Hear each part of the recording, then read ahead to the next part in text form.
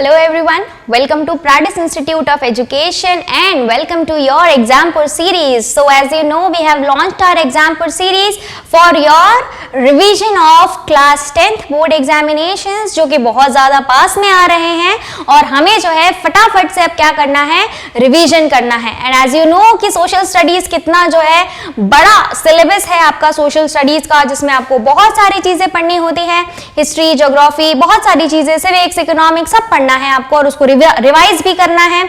ठीक है, तो हम जो है क्या करने वाले हैं, साथ में रिवीजन करने वाले हैं. मैं फटाफट जल्दी जल्दी आपका रिवीजन करवाऊंगी.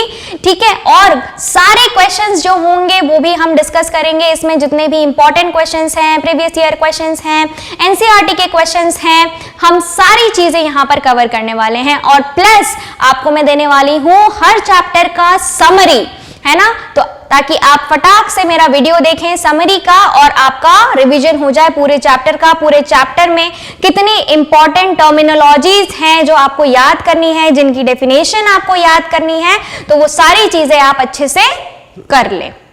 ठीक है, तो मैं चैप्टर 2 का जो आपका फेडरलिज्म चैप्टर है, हमने उसका समरी डिस्कस कर लिया, हमने उसके 1 मार्कर कर लिए, हमने उसके 3 मार्कर्स कर लिए और आज जो है हम उसके 5 मार्क्स जो लॉन्ग आंसर टाइप क्वेश्चंस होते हैं वो डिस्कस करेंगे कि किस तरीके के क्वेश्चंस आते हैं आपके फेडरलिज्म चैप्टर से लॉन्ग आंसर टाइप में.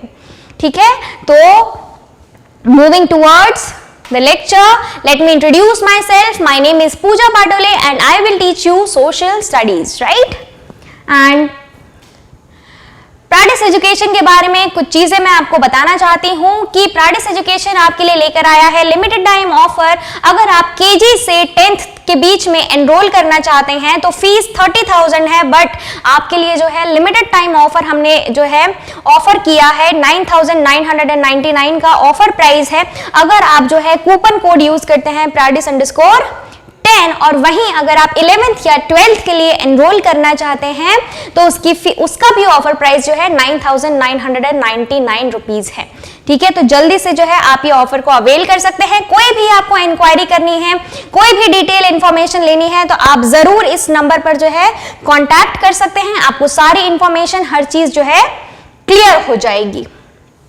ठीक है, अगर आप प्राडिस एजुकेशन का ऐप डाउनलोड करते हैं गूगल प्ले स्टोर से और iOS प्लेटफॉर्म पर भी ये अवेलेबल है, तो जो भी इसको डाउनलोड करेगा तो उसको क्लासरूम वीडियोस, ठीक है, 3D लेक्चर वीडियोस और आपके lecture videos, smart board videos, recent live lectures, है ना, कंटेंट आपको मिलेगा यहाँ पर जितना भी एनसीईआरटी का कंटेंट है, प्लस उनका जो सॉल्यूशंस हैं, फ्री सॉल्यूशंस मिलेंगे, प्रैक्टिस टेस्ट मिलेगा, वर्कशीट मिलेगी और डाउट सेशन भी रेगुलरली आपको मिलेंगे अगर आप एनरोल करते हैं तो.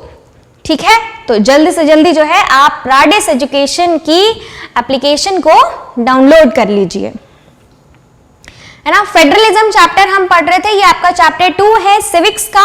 इसका हम पार्ट 4th कर रहे हैं, है ना. एक में हमने समरी कर ली, एक में आपका जो है 1 मार्कर हो गया, एक में आपका 3 मार्कर हो गया. अब जो है हम पार्ट 4 जो लॉन्ग आंसर टाइप क्वेश्चंस हैं वो करेंगे. कितने मार्क्स के होते हैं वो, तो वो 5 मार्क्स के होते हैं. ठीक है, कितने मार्क्स के होते हैं, 5 मार्क्स के होते हैं, है ना. 120 वर्ड लिमिट होती है इसमें. 120 वर्ड्स के अंदर आपको 5 मार्क्स जो हैं वो लिखने होते हैं. तो मैं आपको बताऊंगी कि किस तरीके से जो है आपको रिप्रेजेंट करना है अपने आंसर को. सबसे पहले हम बात करते हैं explain any 5 features of federalism. अब जो चैप्टर है फेडरलिज्म, भैया उसके बारे में तो आपको हर चीज पता होनी चाहिए. भले ही फेडरलिज्म 1 मार्क में आए, भले ही फेडरलिज्म 3 मार्क्स में आए और भले ही फेडरलिज्म 5 मार्क्स में आए, आपको इसके लिए प्रिपेयर रहना है. आपको इसको जो है समझ लेना है कि इसको कैसे लिखना है. 1 मार्क और 3 मार्क में आपको बता चुकी हूं फेडरलिज्म कैसे लिखना है. तो अगर 5 मार्क में आता है तो वो क्या पूछेगा आपसे, 5 फीचर्स ऑफ फेडरलिज्म. देखिए 2015 में सीबीएसई ने इसको पूछा हुआ है. ठीक है, 2015 में सीबीएसई ने इस क्वेश्चन को पूछा हुआ है. तो आप लिखोगे कैसे, features of federalism, there are 2 or more level of government, ठीक है, different level of government govern the same citizen where each level has its own jurisdiction specific on specific matter of legislation, taxation and administration. ये मैंने आपको summary में भी बताया था। क्या होता है, दो या दो से ज्यादा लेवल का गवर्नमेंट होता है, हर जो लेवल होता है वो सेम सिटीजन को गवर्न करता है और हर लेवल के पास अपना एक खुद का जुरिस्डिक्शन होता है कुछ स्पेसिफिक मैटर्स में, लेजिस्लेशन से रिलेटेड, टैक्सेशन से रिलेटेड एंड एडमिनिस्ट्रेशन से रिलेटेड। ठीक है, जो existence and authority of each level of the government is constitutionally governed, मतलब कॉन्स्टिट्यूशन में मेंशन है इनकी पावर्स के बारे में। The fundamental provisions of the constitution cannot be unilaterally changed, मतलब कोई भी लेवल यूनिलैटरली कोई डिसीजन नहीं ले सकता, अकेला अकेला कोई डिसीजन नहीं ले सकता, सबके सारे लेवल के डिसीजन जो है वो मैटर करते हैं, सबसे जो है डिस्कस करके जो है आप कॉन्स्टिट्यूशन में जो प्रोविजन है वो चेंज करना। कॉन्स्टिट्यूशन में जो प्रोविजन है वो आप अकेला कोई भी लेवल चेंज नहीं कर सकता है, बाकी लेवल से भी जो है डिस्कशन करना पड़ेगा। ठीक है, कंसेंट लेना पड़ता है both the levels of the government अगर कॉन्स्टिट्यूशन के मैटर में, कॉन्स्टिट्यूशन का जो फंडामेंटल प्रोविजंस है उसमें अगर कोई चेंज करना हो तो। ठीक है, कोर्ट्स के पास पावर होती है टू इंटरप्रेट द कॉन्स्टिट्यूशन। ठीक है, ये भी एक फीचर है आपके फेडरलिज्म का, ये मैंने आपको बहुत अच्छे से बता रखा है, इंटरप्रिटेशन ऑफ कॉन्स्टिट्यूशन। आप समरी देखना जाकर, उसमें मैंने बहुत अच्छे से आपको ये चीज समझाई है। तो courts have the power to interpret the constitution and powers of the different level of the government. ठीक है, जितने भी डिफरेंट लेवल की पावर्स है और कोर्ट के पास अथॉरिटी है कि वो कॉन्स्टिट्यूशन को इंटरप्रेट कर सकता है। And the highest courts act as the umpire if any dispute arises between different level. Different level के बीच में, जैसे सेंटर और स्टेट की अगर कोई लड़ाई है तो कौन इंटरफेयर करेगा, कोर्ट इंटरफेयर करेगा। ठीक है, sources of revenue of each level of government are specified to ensure its financial autonomy। financial autonomy दी जाती है हर level of government को, ताकि वो अपने level का जो उनका jurisdiction है वहां पर वो सारी चीजें मैनेज कर पाए। तो financially भी वो क्या होने चाहिए, strong होने चाहिए। तो हर level को financial autonomy दी जाती है कि भाई कैसे वो अपना जो jurisdiction है वहां पर कैसे revenue collect कर रहे हैं, ठीक है, कैसे इकट्ठा कर रहे हैं और अपना जो है लेवल, अपना जो jurisdiction है उसको एडमिनिस्ट्रेट कर रहे हैं। ठीक है, तो फाइनेंशियल ऑटोनॉमी जो है दी जाती है। सबका सोर्स ऑफ रेवेन्यू क्या होता है, डिफरेंट होता है। Federal system has dual objective, दो ऑब्जेक्टिव होते हैं क्या, कि to safeguard and promote unity. क्या करता है, कंट्री में यूनिटी बनाए रखना है, सेफगार्ड बनाए रखना है ना, कंट्री को प्रोटेक्ट करके रखना है और कंट्री में जो लोग हैं उनको यूनाइटेड रखना है और रीजनल डाइवर्सिटी को बरकरार रखना है, अकोमोडेट रीजनल डाइवर्सिटी। जो डिफरेंट आपके डिफरेंट ग्रुप्स है, डिफरेंट सोशल ग्रुप्स है, डिफरेंट कम्युनिटीज हैं, डिफरेंट लैंग्वेज है, डिफरेंट कल्चर है, उन सबको क्या करके रखना है, बनाए रखना है। ठीक है, सभी को क्या होना चाहिए, एक साथ रहना चाहिए। ठीक है, कोई भी जो है एलियनेटेड फील ना करे। ओके, तो इस तरीके से जो है आपको फीचर्स लिखने हैं, है ना। मैंने कितने फीचर्स बता दिए आपको यहां पर, 1 2 3 4 5 6 और 7। तो इनमें से कोई भी 5 याद रखना है आपको और 5 फीचर्स आपको लिखना है 5 मार्क में। Okay, how is federal power sharing more effective today than in the early years, है ना। ये 2017 में 2017 ने सीबीएसई ने पूछा है कि जितनी जो फेडरल पावर है, जो शेयरिंग फेडरल पावर है, वो आज इफेक्टिव क्यों है पिछले सालों के बजाय, है ना। पहले भी हम जो है, हम शुरुआत से जब से हमें इंडिपेंडेंस मिला है तभी से जो है हम फेडरलिज्म जो है प्रैक्टिस कर रहे हैं, बट आज की डेट में हम ज्यादा सक्सेसफुल क्यों हैं। तो federal power sharing is more effective because of the nature of democratic politics in India. किसकी वजह से, जो हमारे इंडिया में, हमारी कंट्री में जो डेमोक्रेटिक पॉलिटिक्स होती है उसकी वजह से, जो हमारी कंट्री डेमोक्रेसी रन कर रही है, प्रैक्टिस कर रही है, उसकी वजह से, क्योंकि people participation, grass root level democracy है हमारे कंट्री में, क्योंकि थर्ड टायर भी है हमारे यहाँ पर, तो इसीलिए भी क्या है, फेडरलिज्म हम क्या कर रहे हैं, ज्यादा इफेक्टिवली चला रहे हैं। It has ensured that spirit of federalism respect diversity। जितना भी हमारा डाइवर्सिटी है उसको रिस्पेक्ट मिलता है, डिजायर होता है कि साथ में हम रहें, living together have become a shared ideal in our country. तो हमारी कंट्री में रिस्पेक्ट होता है हर डाइवर्सिटी का, ठीक है, जितने भी डिफरेंट सोशल ग्रुप्स हैं उन सबको रिस्पेक्ट मिलता है और साथ में रहने की इच्छा करती है, क्योंकि हमारा मोटो ही है फेडरलिज्म का कि हमें अकोमोडेट करना है रीजनल डाइवर्सिटी प्लस हमें यूनाइटेड भी रहना है। तो इसीलिए भी फेडरलिज्म ज्यादा इफेक्टिव है इंडिया में। Federal power sharing has helped to inculcate a habit of democratic participation, है ना। डेमोक्रेटिक पार्टिसिपेशन कैसे हो रहा है, क्योंकि हम क्या कर रहे हैं, एकदम लोकल बॉडीज को भी हम उसमें पीपल का पार्टिसिपेशन कर रहे हैं। तो जब हर कोई जो है डेमोक्रेसी में पार्टिसिपेट कर रहा है तो हमारा जो फेडरलिज्म है वो इफेक्टिव हो रहा है। Federal power sharing is the best way to realise one important principle of democracy, namely local self government, ठीक है। लोकल सेल्फ गवर्नमेंट की वजह से फेडरल पावर शेयरिंग जो है वो बहुत ज्यादा इंपॉर्टेंट हो गया है। Constitutional status of local self government has helped deepen democracy, हमारी डेमोक्रेसी जो है और डेप्थ तक चली गई है। क्यों? क्योंकि हमने सेंट्रल, फिर स्टेट और फिर लोकल बॉडीज, यहां तक हमने अपनी पावर शेयर करके रखी हुई है।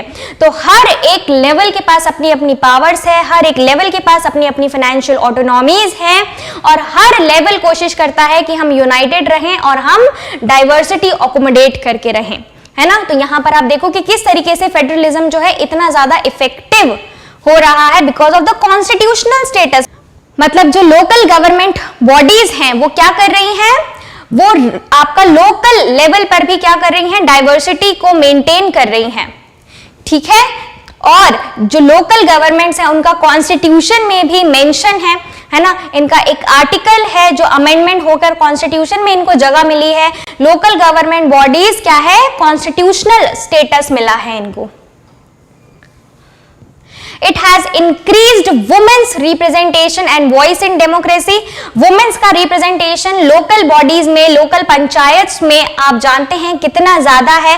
1/3 सीट्स जो है वुमेन्स के लिए रिजर्व्ड रखी गई हैं। तभी आप समझ सकते हैं कि वुमेन का जो रिप्रेजेंटेशन है वो डेमोक्रेसी में किस तरीके से बढ़ गया है due to the local self government. Federal power sharing has led to formation of linguistic states, हमने लिंग्विस्टिक स्टेट्स बनाई फेडरल पावर, है ना। फेडरल पावर के अंडर हमने लिंग्विस्टिक स्टेट्स बनाई हैं which has actually made the country more united, है ना, जिसकी वजह से कंट्री और ज्यादा यूनाइटेड हो सकी, क्योंकि हमने क्या किया, लिंग्विस्टिक स्टेट्स बनाई, ठीक है। लिंग्विस्टिक स्टेट्स कैसे कि भाई जितने भी तेलुगु स्पीकिंग है वो साथ में रहे, मराठी स्पीकिंग साथ में रहे, तमिल स्पीकिंग साथ में रहे, उड़िया स्पीकिंग साथ में रहे, हिंदी स्पीकिंग साथ में रहे। तो इससे क्या होता है, सब लोग को खुशी भी रहती है, वो सेटिस्फाई रहते हैं, अपने लोगों के बीच में अच्छे से रहते हैं। और जब आप सेटिस्फाई होते हो, खुश होते हो, तो आप एक साथ ही रहते हो, ठीक है। इसलिए हमारी कंट्री यूनाइटेड भी है and it has also made administration easier, और इसकी वजह से क्या हो जाता है, एडमिनिस्ट्रेशन इजी हो जाता है। It reduces the power of central government and gives power to regional government, है ना। तो इसमें जो सेंट्रल गवर्नमेंट का जो पावर है वो कम क्यों हो जाता है कि अब उनको लोकल बॉडीज की तरफ इतना ध्यान नहीं देना पड़ेगा, वहां पर एक अलग लेवल का गवर्नमेंट ऑलरेडी एग्जिस्ट कर रहा है, तो उनका पावर क्या हो गया, वहां पर डिवाइड हो गया, ठीक है।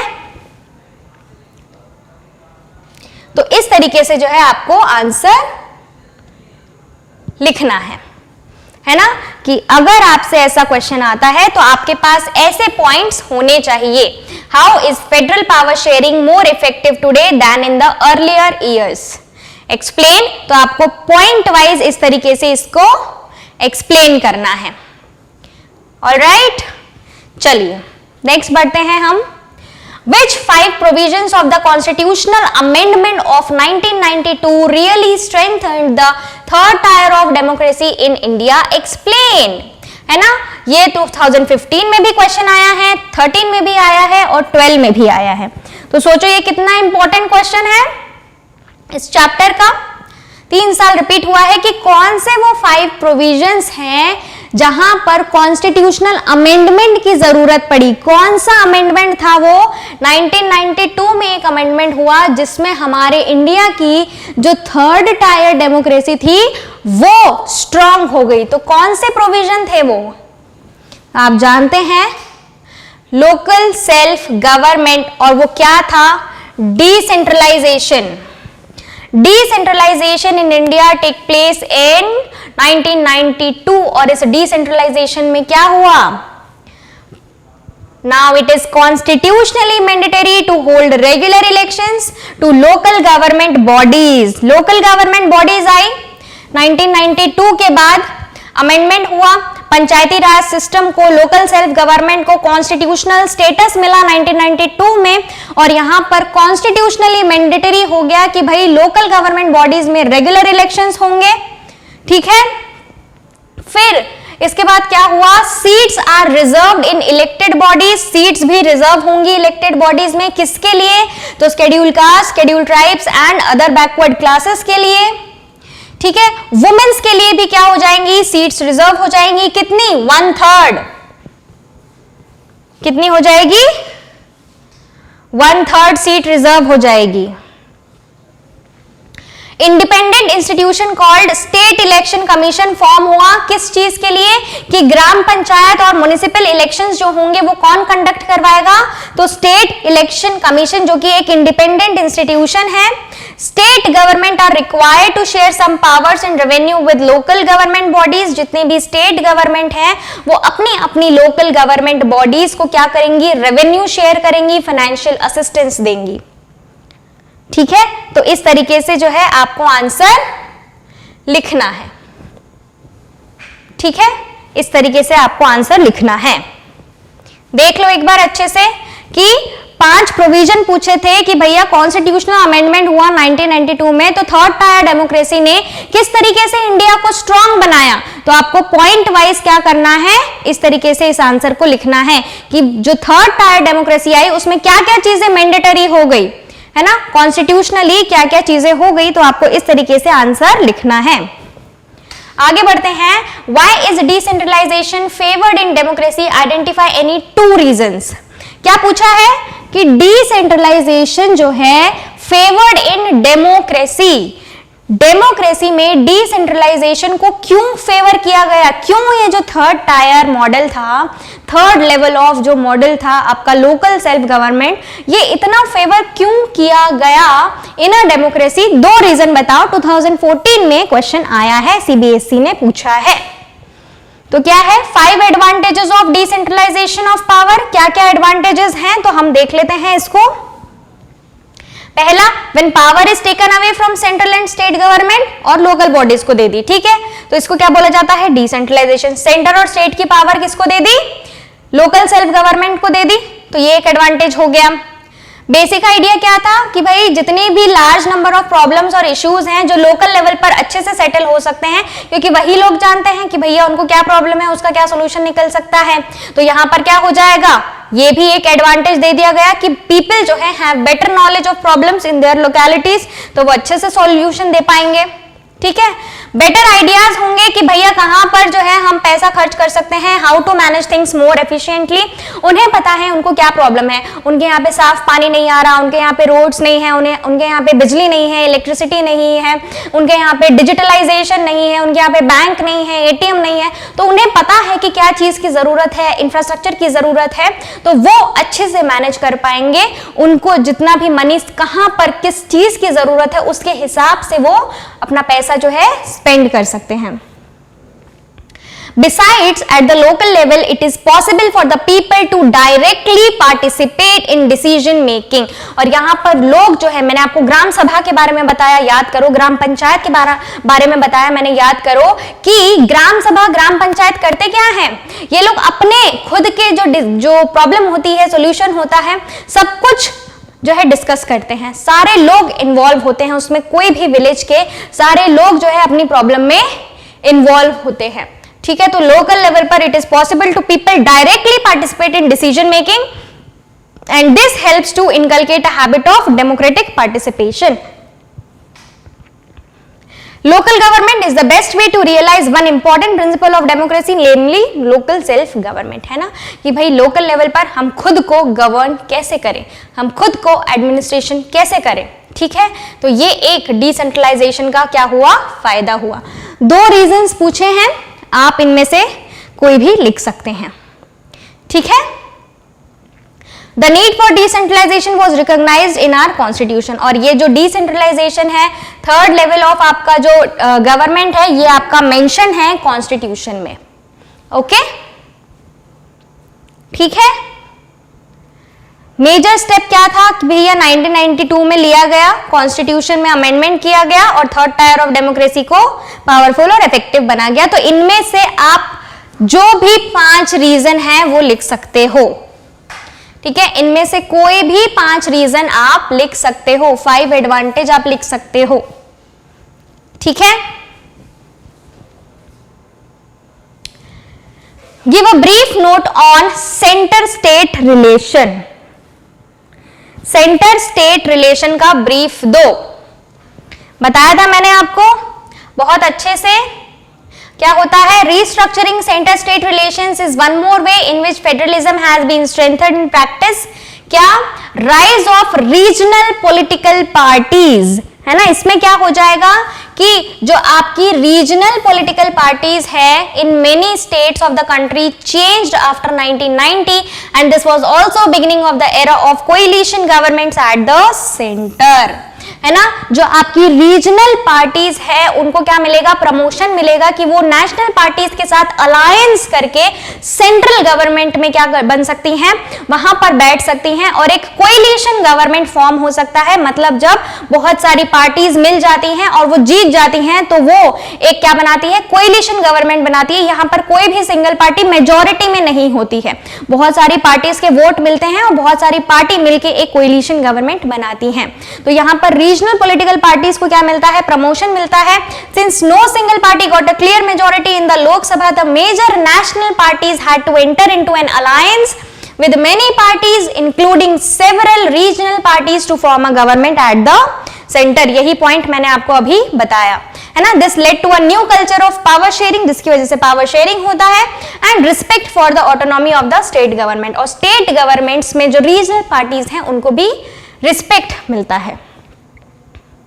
This trend was supported by a major judgment of the Supreme Court that made it difficult for the central government to dismiss state governments in an arbitrary manner। तो यहां पर एक जजमेंट पास हुआ था बाय द सुप्रीम कोर्ट कि central government के लिए बहुत ही ज्यादा क्या हो जाएगा? मुश्किल हो जाएगा अगर वो स्टेट गवर्नमेंट की जो पार्टीज हैं उनको अगर डिसमिस करती हैं या डिसरिगार्ड करती हैं, ठीक है, उनको सबको लेके साथ में चलना ही पड़ेगा, ठीक है। Thus, federal power sharing is more effective today than it was in the earlier years after the constitution came into force, है ना।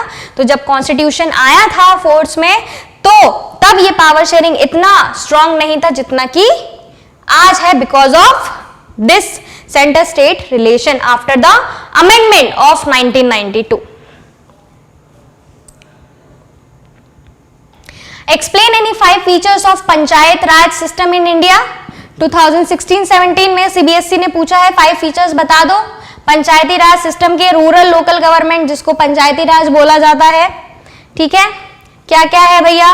देयर इज अ पंचायत, हर विलेज में एक पंचायत होनी चाहिए। उनकी काउंसिल होती है जिसमें बहुत सारे वार्ड मेंबर होते हैं, जिसमें पंच जो है वो बहुत सारे मेंबर्स होते हैं, वार्ड मेंबर्स, और उनका प्रेसिडेंट होता है सरपंच। पंच और उनके सरपंच और उनके पंच, है ना। जैसे हम बोलते हैं prime minister and its council of ministers, वैसे ही विलेज लेवल पर क्या होता है? Sarpanch and its panch. they are directly elected by the adult population living in that ward और village, ठीक है। विलेज में जो अडल्ट पॉपुलेशन रहता है, मतलब जो 18+ के लोग रहते हैं वो इसमें डायरेक्टली इलेक्टेड होते हैं, ठीक है। Panchayat is decision making body of the entire village. मैंने आपको बता चुकी हूं मैं ये कि पंचायत जो है डिसीजन मेकिंग बॉडी होती है। वो किसके सुपरविजन में काम करती है? ग्राम सभा इनको सुपरवाइज करती है, इनको रिव्यू करती है कि भाई ये अपना काम सही से कर रहे हैं या नहीं, क्योंकि ग्राम सभा के लोग ही जो है इनको इलेक्ट करते हैं। किसको? ग्राम पंचायत के पंच सरपंच को। Gram sabha consist of all the voters and meet twice and thrice in the year to approve the annual budget and the gram panchayat and to review its performance, ठीक है। सारी चीजें मैं आपको समरी में बता चुकी हूं। ये सारे फीचर्स हैं इसके पंचायत के। पंचायत समिति, ब्लॉक, मंडल, है ना, ये क्या होता है, कितने मेंबर होते हैं, इलेक्टेड बॉडी होती है, ये आप इसमें लिख सकते हो, ठीक है। और फिर ये पंचायत समिति मिला के क्या बनती है? जिला परिषद, जिसका हेड कौन होता है? मेयर, ठीक है। तो इस तरीके से आपको 5 फीचर्स जो हैं लिख देने हैं। 5 फीचर्स जो है यहां पर आप लिख देना, ठीक है।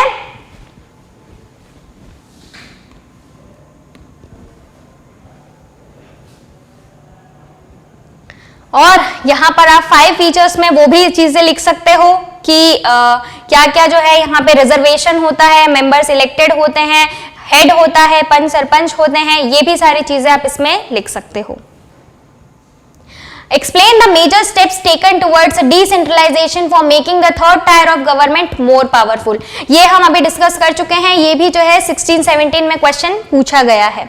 ठीक है कि भाई जो डिसेंट्रलाइजेशन है, जो थर्ड लेवल ऑफ गवर्नमेंट है, उसमें क्या क्या मेजर स्टेप्स लिए गए, तो ये भी मैंने आपको बता दिया है कि पंचायत, म्युनिसिपैलिटीज ये लेकर आए हैं, ये डायरेक्टली कंट्रोल कर सकते हैं, स्टेट गवर्नमेंट इनको डायरेक्टली कंट्रोल करती है। इलेक्शन होते हैं, रेगुलर इलेक्शंस होते हैं, they did not have resource of their own, खुद के रिसोर्सेज नहीं होते हैं, स्टेट गवर्नमेंट इनको रिसोर्सेज देते हैं, है ना। There was this need for a drastic step was taken in 1992, तो 1992 में एक अमेंडमेंट आया और कॉन्स्टिट्यूशनली इनको क्या मिल गया, the constitution was amended to make third tier of democracy more powerful and effective, right. Main features क्या क्या है इस अमेंडमेंट के, कॉन्स्टिट्यूशनली मैंडेटरी हो गया है, कॉन्स्टिट्यूशनली मैंडेटरी हो गया है to hold elections through the local government bodies. ठीक है, रिजर्वेशन हो गया है SC ST OBC के लिए, वुमेन्स के लिए 1/3 रिजर्वेशन है, क्रिएट कर दी गई है स्टेट इलेक्शन कमीशन जो रेगुलर इलेक्शन जो है वो कंडक्ट करवाए लोकल बॉडीज का।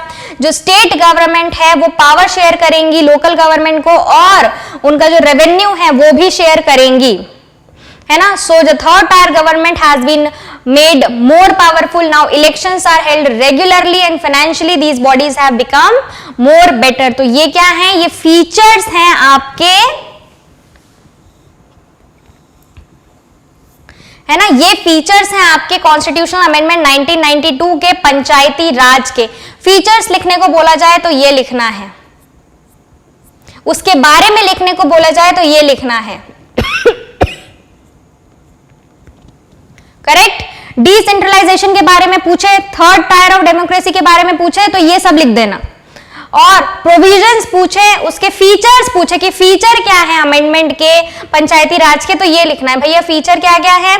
कॉन्स्टिट्यूशन में मैंडेटरी है इलेक्शन करना, रिजर्वेशन है, स्टेट इलेक्शन कमीशन होती है, पावर शेयरिंग होती है, रेवेन्यू शेयर होता है। ठीक है, क्लियर है। How are legislative powers divided between union government, state government? ठीक है कि legislative powers जो है यूनियन और स्टेट गवर्नमेंट में किस तरीके से डिवाइडेड है। Examine what makes India a federal country। India एक फेडरल कंट्री कैसे है, CBSE ने आपसे 2016-17 में ये क्वेश्चन पूछा है। क्या लिखोगे, पहले तो फीचर्स लिख देना फेडरलिज्म के, ठीक है। 2 और 3 लेवल ऑफ गवर्नमेंट होता है, उसको आप क्या कर दोगे, एक्सप्लेन कर दोगे, है ना, कि भाई 2 टायर ऑफ सिस्टम होता है, यूनियन और नेशनल होता है। नेशनल जो है वो पूरी कंट्री का होता है, स्टेट गवर्नमेंट स्टेट लेवल का होता है, थर्ड टायर फेडरलिज्म जो लोकल पंचायत होता है, म्युनिसिपैलिटीज होता है, अपना अपना सबका ज्यूरिसडिक्शन होता है। डिवीजन होता है लेजिस्लेटिव पावर्स का, सबके पास जो है कॉन्स्टिट्यूशन में क्लियरली मेंशन है, सबकी अलग अलग लेजिस्लेटिव पावर है। यूनियन गवर्नमेंट के पास यूनियन लिस्ट है, स्टेट गवर्नमेंट के पास स्टेट लिस्ट है ना। यूनियन लिस्ट इसमें इंक्लूड होते हैं defence, foreign affairs, banking, communication, currency, है ना। तो आप यूनियन लिस्ट के बारे में बता देंगे, है ना। और क्या क्या चीजें होती हैं, यूनिफॉर्म पॉलिसी होती है, matters through out the country, ठीक है। स्टेट लिस्ट होती है, स्टेट लिस्ट के अपने इंपॉर्टेंट सब्जेक्ट होते हैं, पुलिस, ट्रेड, कॉमर्स, एग्रीकल्चर, है ना। स्टेट गवर्नमेंट इनसे रिलेटेड लॉज बना सकती है। कॉन्करेंट लिस्ट जहां पर दोनों जो है डिस्कशन करते हैं, बट जो फाइनल होता है वो यूनियन गवर्नमेंट जो है वो फाइनल करती है, जैसे कि यूनियंस, मैरिज, अडॉप्शन, सक्सेशन, ठीक है। Both union and state government can make laws on these subjects. Conflict होता है तो यूनियन गवर्नमेंट रहेगा। रेसिडरी पावर किसके पास होती है, अब इन तीनों लिस्ट के अलावा जो कुछ बच जाता है वो किसके हाथ में होता है, वो यूनियन गवर्नमेंट के हाथ में होता है। Central government can make laws on such subjects, ठीक है। रिजिड कॉन्स्टिट्यूशन क्यों है अपना, क्योंकि अमेंडमेंट होता है और अमेंडमेंट करना इतना इजी नहीं होता है। ये जो पावर शेयरिंग होता है, जो बेसिक स्ट्रक्चर है अपना कॉन्स्टिट्यूशन का, वो भी इजीली चेंज नहीं होता है। पार्लियामेंट को जो है पास करना पड़ता है amendment in both the houses in the 2/3 majority.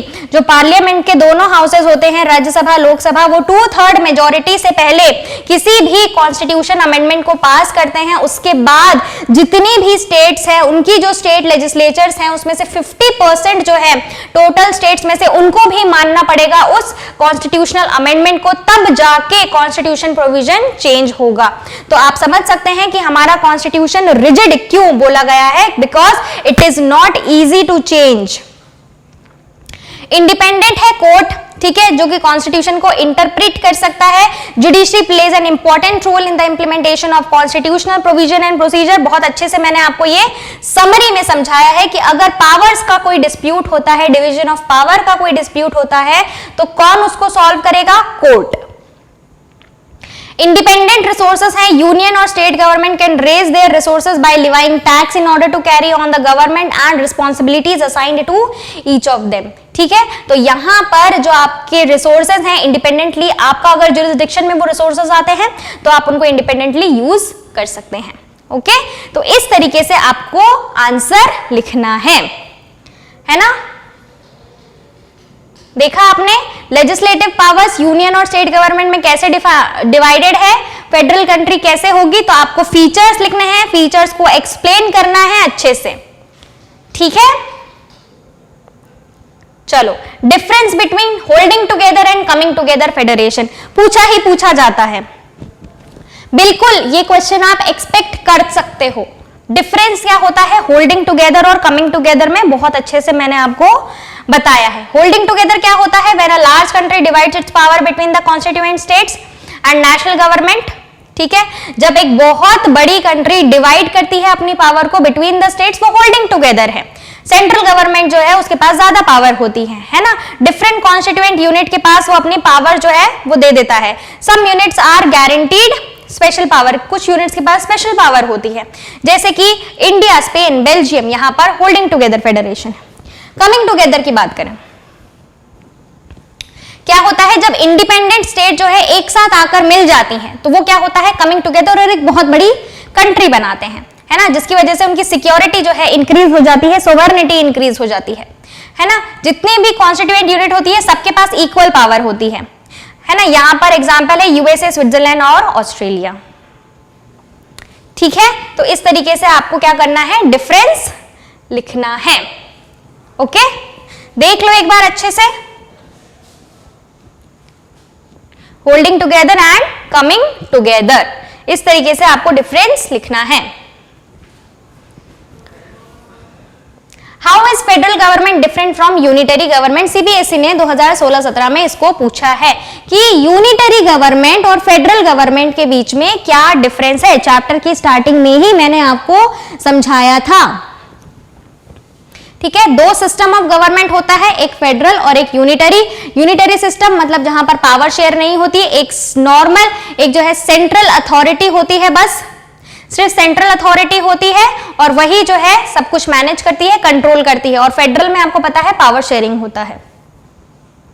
तो ये जो है ये क्या है आपका फेडरल और यूनिटरी गवर्नमेंट, है ना। फेडरल में आपके 2 या 2 से ज्यादा लेवल होते हैं, यहाँ पर ओनली 1 लेवल होता है, या तो सब यूनिट्स होती हैं या जो कि सबऑर्डिनेट होता है नेशनल गवर्नमेंट के। यहाँ पर डिवीजन ऑफ पावर होता है बिटवीन डिफरेंट लेवल, यहाँ पे कोई डिवीजन ऑफ पावर नहीं होता है ना। स्टेट गवर्नमेंट जो होती है वो आंसरेबल नहीं होती है सेंट्रल या नेशनल गवर्नमेंट को, उनके पास खुद की पावर होती है, वो खुद कर सकती हैं। बट यूनिटरी गवर्नमेंट में जो ये सब यूनिट्स होती हैं, जो सबऑर्डिनेट होता है, उनको आंसर करना पड़ता है to the national government. Jurisdiction यहाँ पे हर लेवल का अलग अलग होता है, सेंटर का अलग होता है, स्टेट का अलग होता है, जैसे कि हमने देखा था यूनियन लिस्ट, स्टेट लिस्ट। ठीक है, यूनिलैटरली वो चेंज नहीं कर सकते हैं कुछ भी। यहाँ पर सारी पावर जो होती है वो सेंट्रल गवर्नमेंट के पास होती है, कोई सेपरेट जुरिसडिक्शन नहीं होता है। यहाँ पर अलग अलग जुरिसडिक्शन होता है, यहाँ पर कोई सेपरेट जुरिसडिक्शन नहीं होता है। सेंट्रल गवर्नमेंट ग्रांट करती है पावर और उनको कभी भी वापस ले सकती हैं। कॉन्स्टिट्यूशनल अमेंडमेंट जो होता है can not be made without the consent of the state. यहां पर यूनिलैटरली आप कुछ नहीं कर सकते हो, आपको स्टेट गवर्नमेंट से पूछना पड़ेगा, पर यहां पर कॉन्स्टिट्यूशनल अमेंडमेंट जो है अकेले कर सकता है नेशनल गवर्नमेंट, कोई भी ऑर्डिनरी लॉ पास करके। कोर्ट्स जो होते हैं यहां पर सुप्रीम कोर्ट जो होता है वो इंडिया का सेफगार्ड करता है और कॉन्स्टिट्यूशन को इंटरप्रेट करता है, बट यहां पर कोर्ट्स के पास भी इतनी पावर नहीं होती है। जो रेवेन्यू होता है वो डिवाइड होता है डिफरेंट लेवल में, यहां पर पूरा रेवेन्यू जो है वो सेंट्रल गवर्नमेंट कंट्रोल करता है। इट हैज टू ऑब्जेक्टिव्स, है ना, फेडरल गवर्नमेंट के क्या ऑब्जेक्टिव है कि यूनिटी प्रमोट करना है, प्रोटेक्ट करना है कंट्री को, और रीजनल डाइवर्सिटी बरकरार रखनी है। So there should be trust and agreement to live together. यहां पर ऐसा कोई ऑब्जेक्टिव नहीं होता है, only one government that controls the whole country. ठीक है, तो ये डेफिनेशन, ये जो डिफरेंस है ये आपको लिखना है। देख लो एक बार अच्छे से। ठीक है, आगे बढ़ते हैं। State difference between local government before and after the constitutional amendment, है ना। लोकल गवर्नमेंट के बारे में बताना है कि जब अमेंडमेंट आया 1992 का, उससे पहले लोकल गवर्नमेंट के क्या हालात थे, और आफ्टर कॉन्स्टिट्यूशनल जो स्टेटस मिला उसके बाद लोकल गवर्नमेंट के क्या हाल हैं। तो ये आपको डिफरेंस बताना है बिफोर 1992 और आफ्टर 1992। ठीक है, तो भाई पंचायत तो पहले भी थी, विलेजेस में म्युनिसिपैलिटीज पहले भी थी, but directly under the control of state government they did not enjoyed independent status. Independent status नहीं था जब तक उनको कॉन्स्टिट्यूशनली मैंडेटरी नहीं किया, और आफ्टर दैट अब लोकल बॉडीज को क्या मिल गया है, कॉन्स्टिट्यूशनल स्टेटस भी मिल गया है, उनको पावर्स भी मिल गई हैं। ठीक है, अब डायरेक्टली कंट्रोल नहीं करता है स्टेट गवर्नमेंट, उनके पास, लोकल गवर्नमेंट के पास अपनी भी पावर्स हैं। इलेक्शंस रेगुलर नहीं होते थे, अब मैंडेटरी कर दिया आफ्टर 1992 कि भैया रेगुलर इलेक्शंस करने हैं to local government bodies. If the state government dissolves the panchayat the end of its 5-year term, fresh elections must be held within 6 months। मतलब अगर 5 साल पूरे होने से पहले पहले अगर पंचायत खत्म हो जाती है, डिसॉल्व हो जाती है, तो within 6 month fresh election conduct करने पड़ते हैं। तो यहां पर मैंडेटरी है कि रेगुलर इलेक्शंस हो जाएं। बिफोर 1992 ये जो बॉडीज थी इनको फाइनेंशियल रिसोर्सेज नहीं मिलते थे, वो डिपेंडेंट होती थी स्टेट या सेंट्रल गवर्नमेंट पे कि भैया उनको फाइनेंशियल असिस्टेंस मिले, पर यहां पर अब जो स्टेट गवर्नमेंट है उनको रिक्वायर्ड है कि उनको फाइनेंशियल असिस्टेंस और पावर देना पड़ेगा लोकल गवर्नमेंट बॉडीज को, है ना। बिफोर 1992 कोई भी रिजर्वेशन नहीं था SC ST OBC के लिए, है ना, बट आफ्टर 1992 जैसे ही कॉन्स्टिट्यूशनल स्टेटस मिला तो सीट्स जो थी वो रिजर्व कर दी गई for SC ST and OBC।